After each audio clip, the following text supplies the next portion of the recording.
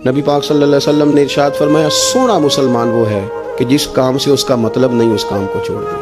और नबी करीम सल्लल्लाहु अलैहि वसल्लम ने फरमाया, क़यामत के दिन ज़्यादा गुनाह उन लोगों के होंगे जो ज़्यादा फजूल बातें करते थे, उनके गुनाह ज़्यादा होंगे। फजूलिया से बचें, अपने औकाते कार ज़िंदगी में मुरतब करें। हम पता क्या कहते हैं, 1 मिनट में मैं आया, तू 1 मिनट ठहर, मैं, ये मुहावरा है हमारा, 1 मिनट दे ज़रा मुझे।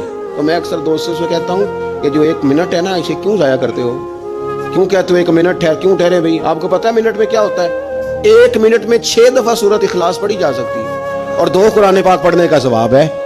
1 मिनट के अंदर 26 मरतबा कहा जा सकता है सुबहान अल्लाह व बिहम्दिही सुबहान अल्लाहिल अज़ीम।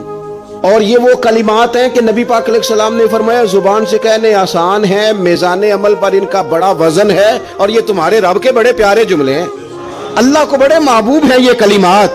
आप देखें, सुबहान अल्लाह, अल्हम्दुलिल्लाह, अल्लाहु अकबर, ये कितनी दफा पढ़ा जा सकता है? 1 मिनट के अंदर कई दफा प्यार से माँ बाप की ज़ियारत की जा सकती है, और जितनी बार ज़ियारत करो पूरे हज का सवाब मिलता है। 1 मिनट के अंदर फोन उठा के किसी मरीज की इयादत की जा सकती है। और मेरे नबी पाक सल्लल्लाहु अलैहि वसल्लम ने फरमाया, जब तू मरीज की इयादत करता है तो खुदा की रहमत का दरिया बह रहा था, तूने उसमें गोता लगा लिया है। 1 मिनट के अंदर तो कमाल हो जाता है, लेकिन शर्त यह है कि उस मिनट को ज़ाया नहीं करना, उस मिनट में कुछ कर जाएं।